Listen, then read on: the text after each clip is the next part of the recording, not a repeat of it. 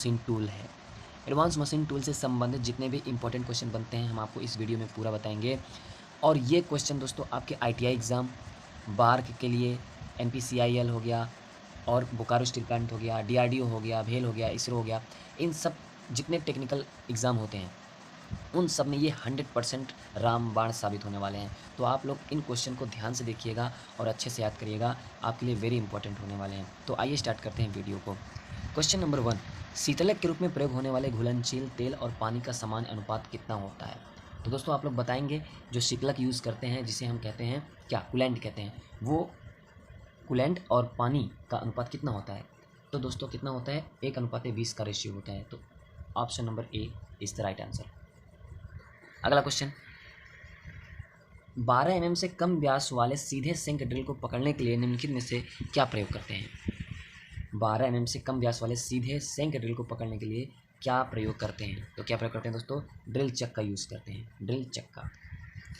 अगला क्वेश्चन, सामान्य twist drill पदार्थ से निर्मित होती है।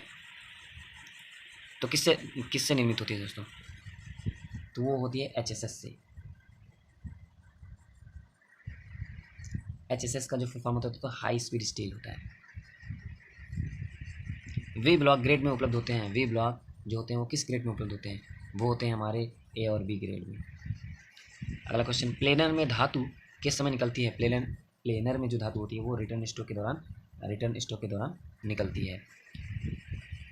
प्लेनर के टेबल को फ्लूइड के दबाव की सहायता से रेसिप्रोकेटिंग गति देने के लिए निम्नलिखित में से किस ड्राइविंग मैकेनिज्म का प्रयोग करते हैं? तो किसका यूज़ करते हैं? हाइड्रोलिक ड्राइव का यूज़ करते हैं। अगला क्वेश्चन, प्लेनर के टेबल में रेसिप्रोकेटिंग गति के द्वारा प्राप्त की जाती है। तो किसके द्वारा प्राप्त की जाती है? लूज और फास्ट पुल्ली के द्वारा प्राप्त की जाती है। प्लेनर के टेबल में रेसिप्रोकेटिंग गति लूज और फास्ट पुल्ली के द्वारा प्राप्त की जाती है। अगला क्वेश्चन, प्लेनर टेबल पर वर्कपीस पकड़ने के लिए क्लैंप के साथ निम्नलिखित में से कौन सा बोल्ट उपयोग किया जाता है? तो कौन सा बोल्ट उपयोग किया जाता है दोस्तों? टी बोल्ट यूज होता है।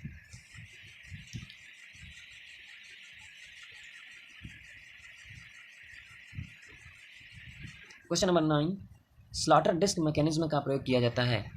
किसमें किया जाता है? Quick return mechanism. Question answer number A, slotter disc mechanism का प्रयोग किया जाता है क्विक रिटर्न मैकेनिज्म में। स्लॉटिंग मशीन पर कौन सा ऑपरेशन किया जाता है? तो स्लॉटिंग मशीन पर आंतरिक ग्रूव काटे जाते हैं। निम्नलिखित में से कौन सा सेंटर लेथ का हिस्सा नहीं है? सेंटर लेथ का हिस्सा कौन सा नहीं है?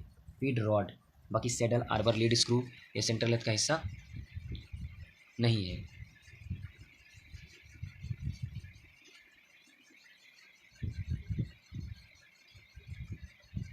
सॉरी दोस्तों, इस क्वेश्चन में निम्नलिखित में कौन सा सेंटर लेथ का हिस्सा नहीं है? तो ये आपका आर्बर नहीं है दोस्तों, क्योंकि ये लेथ में नहीं, ये मिलिंग मशीन में यूज़ होता है। तो feed rod, saddle, lead screw ये सब हमारे सेंटर लेथ के हिस्से हैं, बाकी आर्बर हमारा सेंटर लेथ का हिस्सा नहीं है।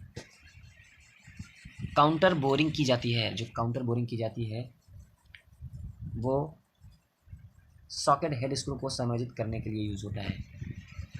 टेपर टर्निंग की फार्म टूल विधि का उपयोग करते समय कैरिज लॉक होना चाहिए। हेलिक्स कोण पर मापा जाता है। हेलिक्स कोण थ्रेडेड वर्कपीस पर मापा जाता है। सीमेंटेड कार्बाइड टूल की टिप को शंक पर किसके द्वारा? ब्रेजिंग के द्वारा जोड़ा जाता है। ब्रेजिंग, सीमेंटेड कार्बाइड टूल की टिप को शंक पर ब्रेजिंग के द्वारा जोड़ा जाता है। किन व्यासों के वर्कपीस में बाहरी चुड़ियाँ काटने से पहले टर्निंग की जाती है? बृहद व्यास। रोलर बॉक्स टर्निंग टूल धारक में उपयोग किए जाने वाले रोलर्स होते हैं उत्तल आकार के होते हैं। किस फेस प्लेट का उपयोग कर मशीनिंग ऑपरेशन के दौरान एंगल प्लेट पर रखा जाता है? फेस प्लेट का उपयोग कर मशीनिंग ऑपरेशन के दौरान एंगल प्लेट पर रखा जाता है। सेंट्रल ड्रिल का आकार वर्कपीस के व्यास के आधार पर निर्धारित किया जाता है। प्लेन मिलिंग के लिए किया जाता है। प्लेन मिलिंग के लिए समतल सतह की मशीनिंग की जाती है। अगला question, stub arbor type is used for mounting. A प्रकार का स्टब आर्बर किसके लिए यूज होता है? Cell end mill. ए प्रकार का stub arbor shell end mill mounting के लिए प्रयोग किया जाता है। मिलिंग कटर पर चिप स्पेस के गोलाकार भाग को क्या कहते हैं? फिलेट कहते हैं। मिलिंग मशीन में रोटरी टेबल का प्रयोग प्राप्त करने के लिए अनुदैर्ध्य और तिर्यक मूवमेंट का संयोजन होता है। रेडियन का मात्रक होता है, रेडियन का मात्रक कोण होता है। प्लग गेज का प्रयोग होता है छेद आयामों की जांच करने के लिए होता है। श्रिंक रूल का सेंटीमीटर वास्तविक सेंटीमीटर से होता है, बड़ा होता है।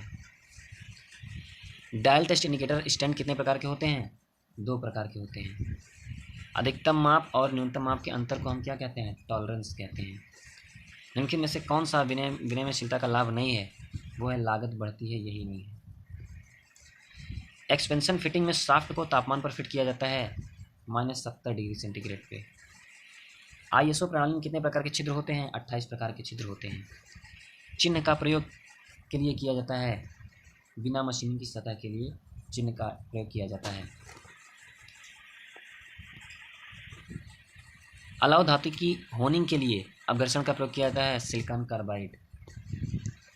टम्बलिंग को क्या कहते हैं? बैरल फिनिश भी कहते हैं।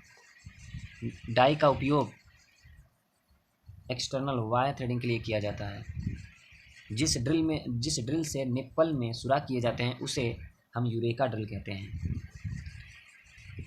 फाइलिंग द्वारा की प्रचुरता के साथ सतह बनाई जाती है। फाइलिंग के द्वारा 0.01 mm की प्रचुरता के साथ सतह बनाई जाती है। बड़े पैमाने पर उत्पादन करने में जाब को पकड़ने के लिए निम्नलिखित में से कौन सा टूल प्रयोग किया जाता है? तो दोस्तों कौन सा? फिक्सर का यूज़ करते हैं, फिक्सर का। ड्रिल जिग का प्रयोग के लिए होता है। जो ड्रिल जिग का प्रयोग होता है वो ड्रिलिंग, रीमिंग, टैपिंग और अन्य संबंधित ऑपरेशन के लिए यूज होते हैं। निम्नलिखित में जिग कौन सा एक बोर से लोकेशन देने के लिए प्रयोग किया जाता है? तो वो होता है पोस्ट जिग। सी के साथ चिन्हित ग्राइंडिंग व्हील अब्रेसिव के साथ बनाया जाता है, होता है सिलिकॉन कार्बाइड।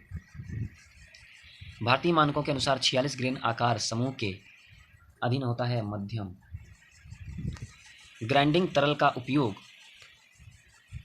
के लिए नहीं किया जाता, तो ग्राइंडिंग तरल का उपयोग उच्च ऊष्मा उत्पादन के लिए नहीं किया जाता है। सतह संकेतक का स्टाइलस से बना होता है। किसका बना होता है? सतह संकेतक का स्टाइलस डायमंड का बना होता है। अगला क्वेश्चन, मिलिंग मशीनों में मोटर ड्राइव सामान्यतः जुड़ा होता है। किससे जुड़ा होता है? तो वो जुड़ा होता है बी, कॉलम से। मिलिंग मशीनों में मोटर ड्राइव सामान्यतः कॉलम से जुड़ा होता है। साइनाइडिंग और नाइट्राइडिंग के 2 विधियां हैं, केस हार्डनिंग। साइनाइडिंग और नाइट्राइडिंग के 2 विधियां हैं, केस हार्डनिंग। हार्डनिंग के दौरान उच्च कार्बन स्टील का न्यूनतम क्रांतिक तापमान कितना होता है? 723 डिग्री सेंटीग्रेड होता है। निम्न में से कौन सी ऊष्मा उपचार प्रक्रियाएं स्केल फ्री सतह उत्पन्न करती हैं? Induction hardening. Induction hardening. निम्नलिखित में से कौन सा हेलिकल गियर्स का लाभ नहीं है?